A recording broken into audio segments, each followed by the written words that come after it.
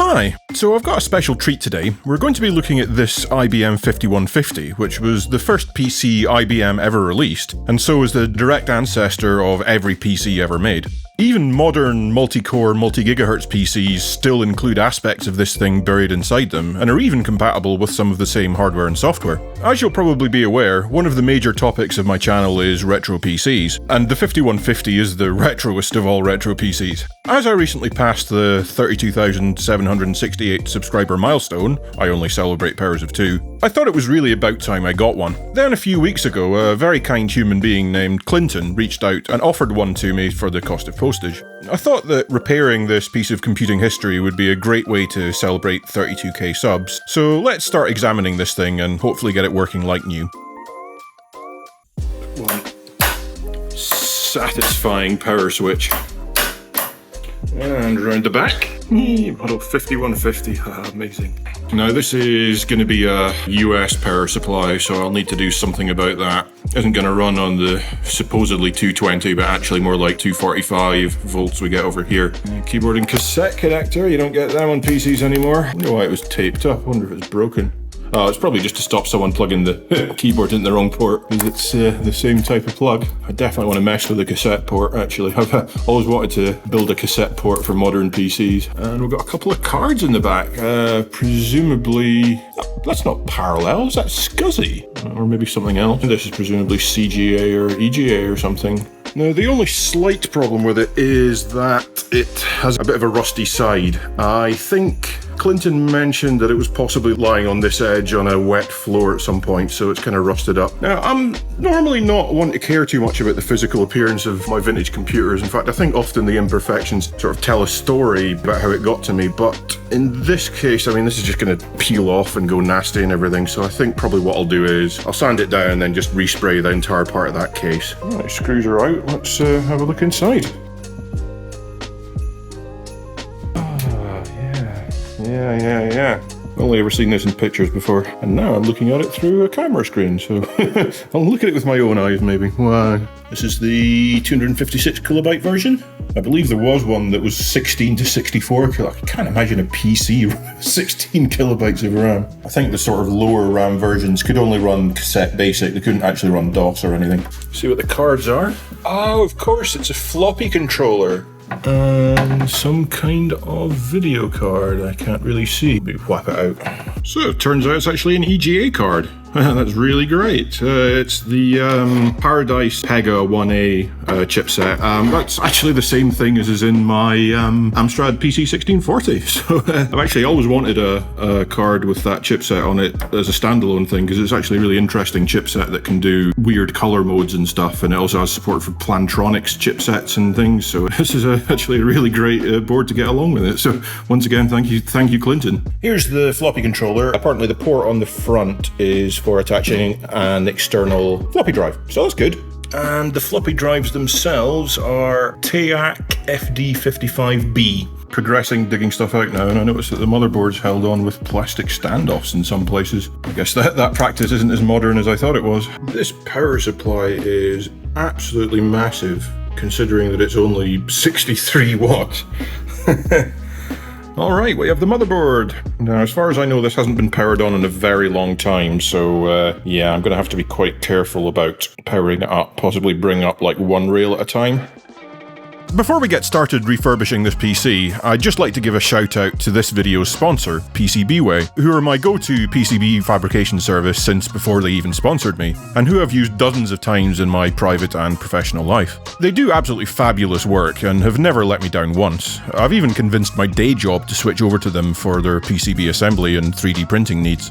If you're a first-time user, then you get $5 off your first order. They also do assembly services for as little as $29 for up to 20 boards, and they'll even source all the components for you. Just send them a bill of materials and they'll do the rest. I've used this service many times and they've always been great. PCBWay also offer very reasonably priced low-volume CNC machining, injection molding, and sheet metal fabrication, and they even have a design service, so you don't need to be an engineer to have custom parts made. Give them a try, you won't be disappointed.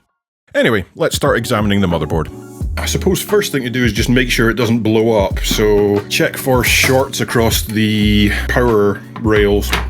Yeah, okay, so no dead shorts, that's a good start. Alright, so maybe I just try slowly powering up the 5-volt rail and see if anything explodes. I see quite a lot of tantalum capacitors here, but that isn't necessarily the end of the world. I mean, they get a bit of an unfair rep, in my opinion, but then they are quite old. Let's just slowly power up the 5-volt rail and see what happens. Stand a little bit away and start feeding it current. Okay, we're at half an amp. Does anything look like it's blowing up? No. Anything even getting warm? Nope. Alright, it's taking an amp. We're no longer current limited, so yeah, I think that at least the 5-volt rail is okay. And I think most of the tantalums are on the 5-volt rail, so that would be fine. I think we're okay to probably power the rest of it up. Alright, I have a ATX to AT power adapter. Alright, go for broke. Well, I suppose I'll just power it up for 2 seconds and see if it blows up. Here we go. 3, 2, 1. Nothing. Excellent. Alright, let's stick an ISA test card in it and just make sure all the voltages are present. Yeah! And we even got a code on the screen. Wonderful. Alright, video card time, I suppose. Just for simplicity's sake, I'm going to use this awful VGA card, just because I can plug it straight into the monitor here. It's not a very good one, but it will suffice. Oh, something came on screen. This is the BIOS screen for the VGA card. Oh no, look! Here we go! IBM Personal Computer Basic! Amazing. It's written a quick program. Let's see if it runs. Hey! Send this to him, that should make him happy. So, turns out the motherboard was in pretty good condition, but the same can't be said for the case, which you'll remember was a little bit rusty. So I got to work sanding down the side. We shall come rejoicing, sanding down the sides.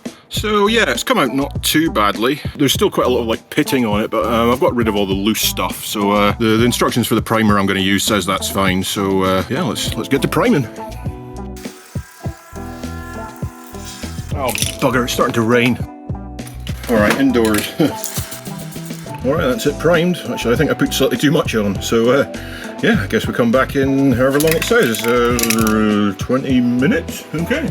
Now that the case is all sanded and primed, I needed some paint. So I took a fleck of the 5150's paint down to the local B&Q. That is to say, DIY shop.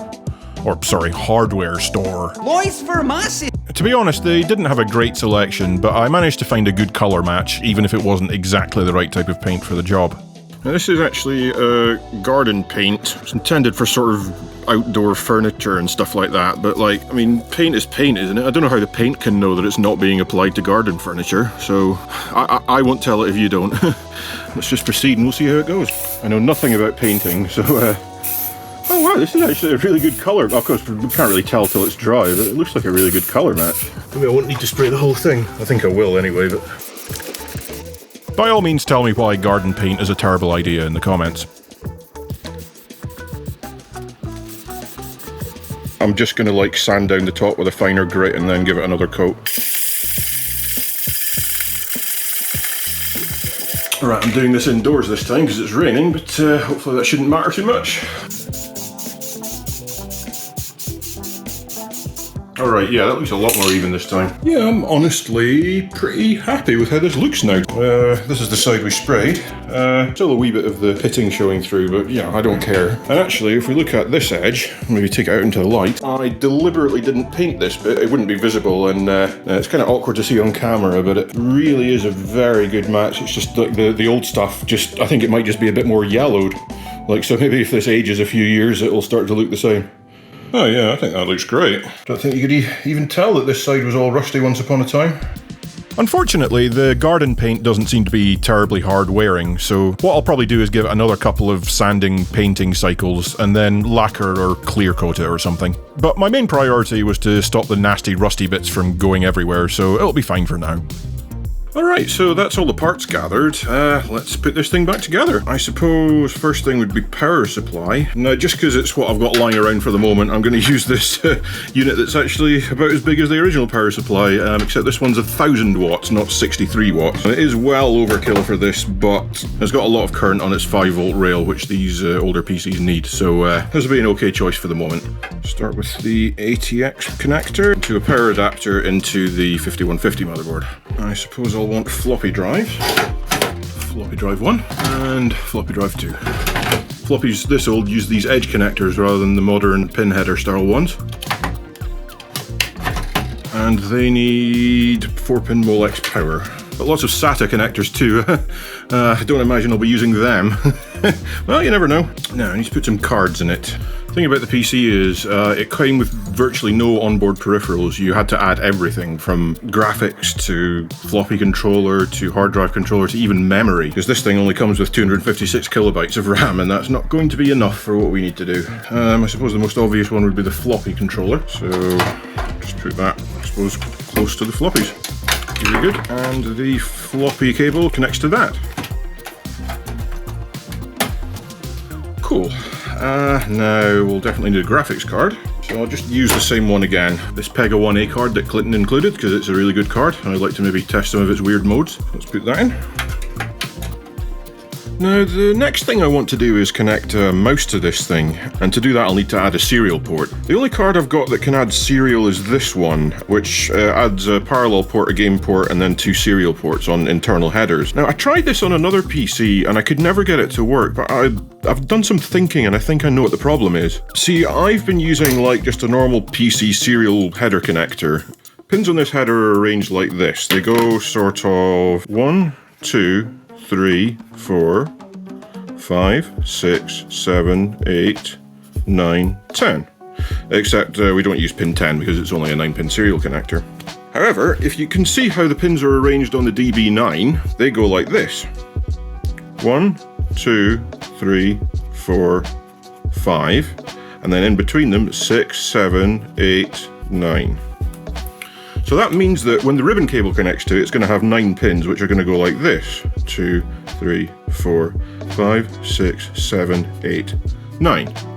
So that means the actual order of the pins on this cable is going to be 1, 6, 2, 7, 3, 8, 4, 9, 5. So by connecting this up to that, we're ending up with a completely scrambled pin order. So in order to make this work, I'm going to have to reorder the pins on this DB9 connector. Shouldn't be too difficult though, just a quick bit of soldering.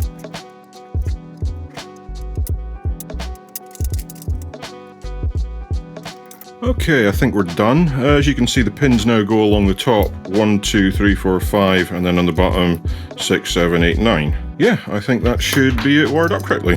We actually need 2 slots for this because the serial port has to go in an adjacent bracket. This parallel port's actually going to be useless, but you know, whatever. At least it's filling up the hole. Now, after installing the graphics card, the floppy controller, the serial port, which takes up 2 slots, we only have 1 slot left, and like we still need to add memory and a hard drive controller. So what are we going to do? PC only having 5 slots quickly became a massive disadvantage. So cards like the AST 6-pack were invented that combined several of these functions onto a single card. I don't have one of those, but what I do have is this, which is kind of a modern replacement. It's called the ISA Pico M, and it actually uses a Raspberry Pi Pico RP2040 to simulate a hard drive controller, all the memory you'd ever want in a PC this old, so like 640k, that's enough for everybody, as well as floppy if you want, although I've got that covered already. And it even does sound card, although I don't have the necessary expansion board for that. It's a fantastic little card for like doing tests like this. Yes, let's give it a go. Yes, I could definitely do a lot more cable management, but this should at least keep everything okay for initial testing.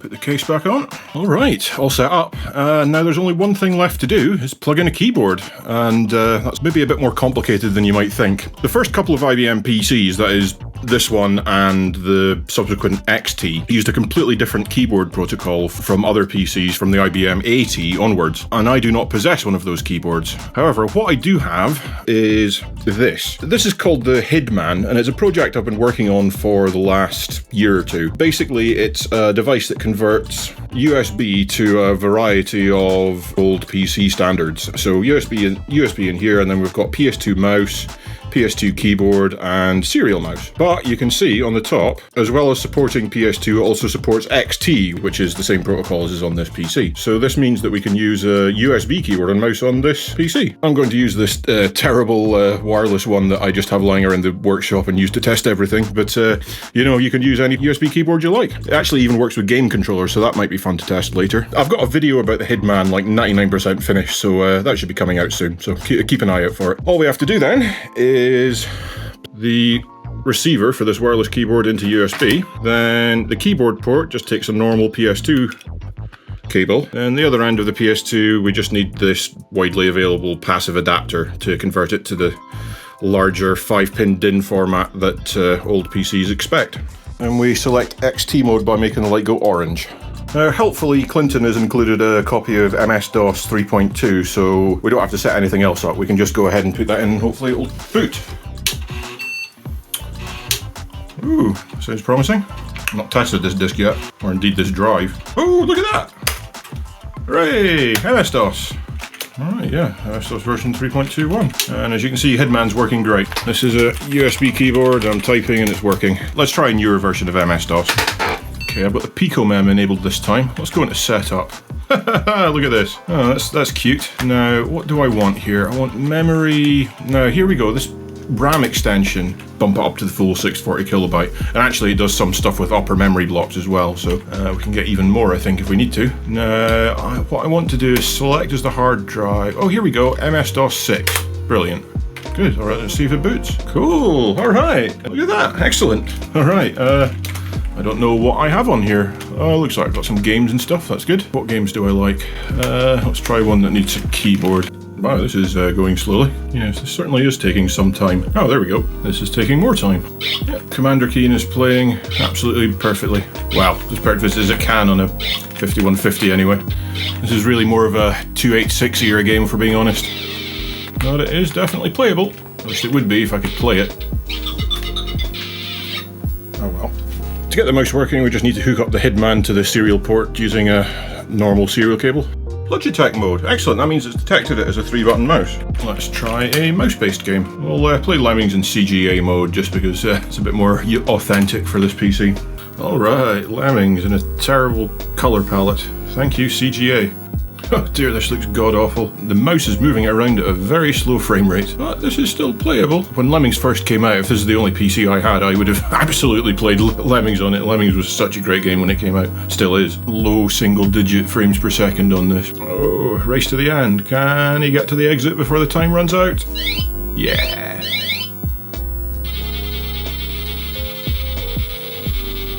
God, what a terrible version of the game. See how it copes with the EGA version, maybe. Well, it certainly looks nicer. Oh, yeah, the frame rate is still pretty low. I don't think it's any slower than the CGA was, but I don't think it's any quicker either. Yeah, Lemmings, not a great choice for this computer. Still, probably makes some of the later levels a lot easier to complete at this speed, to be honest. Let's try a more period-appropriate game. Another id game?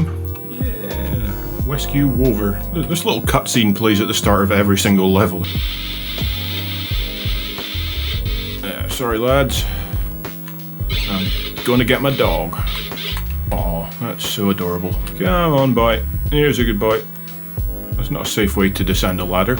Alright, level 2. What, you're not gonna... you're just gonna let him do it again?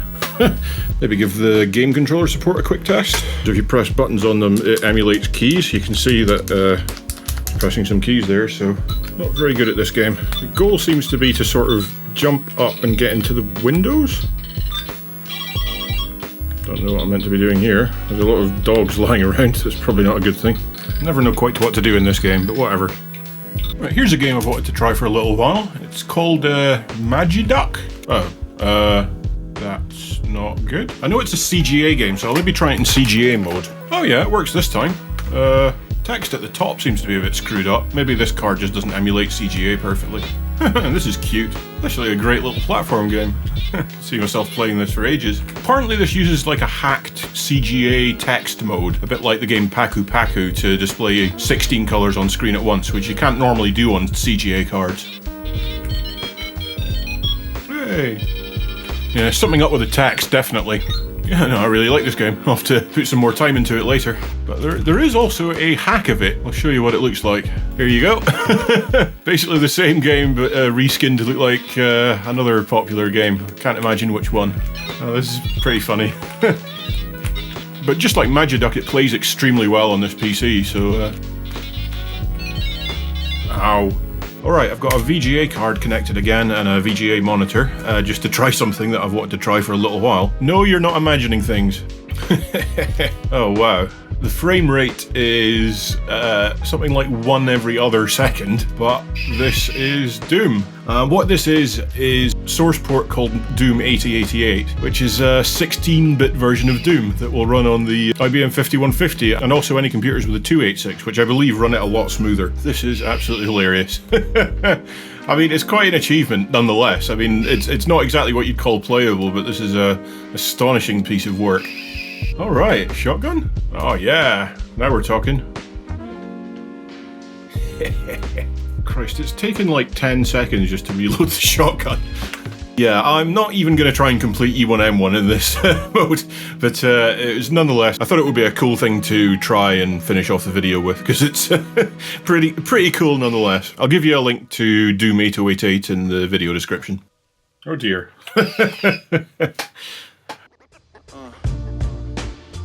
Alright, that's about all I've got time for today. I just want to again thank Clinton for donating this PC, as well as all of you subscribers for getting me past the 32k mark.